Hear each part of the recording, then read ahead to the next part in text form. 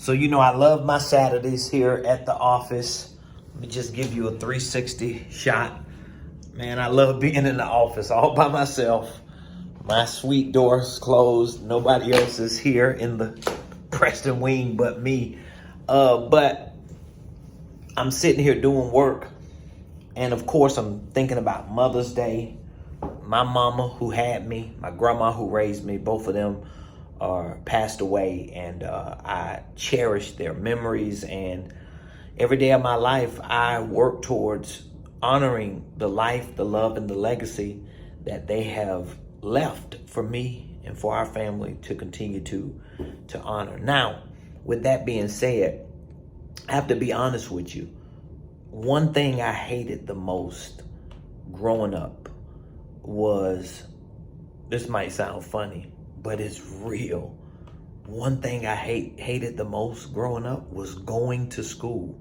I mean, I literally hated school. I can't think of a time in my life, all the way back to going to daycare, to elementary school, to middle school. I actually quit school in middle school, me and a friend of mine. And I remember we used to run beside these trucks every morning, acting like we were going to school. And probably for about 3, 4, 5 months maybe, nobody knew we wasn't going to school until finally a letter came in the mail, and my grandma found the letter and realized that I had failed that semester and I wasn't showing up in school. And so I went back to school. Of course, that was around 6th grade, and I stayed there till about 8th grade. And then once I got to 8th grade, I was like, man, I'm through with it. I'm at the age 9, got to go to school. And I was already experimenting with drugs and selling drugs and hanging out and making a couple dollars to go play video games and eat at the little restaurant and all that.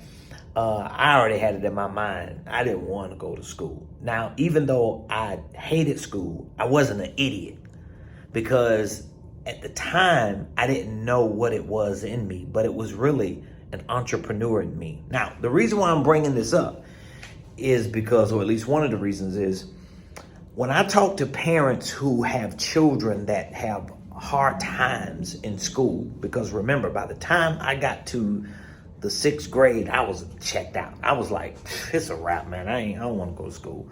I quit. And if my grandma would have let me quit in 6th grade, I would have quit. Of course, she wasn't going to let me. But 7th and 8th grade, I was in an alternative ed class.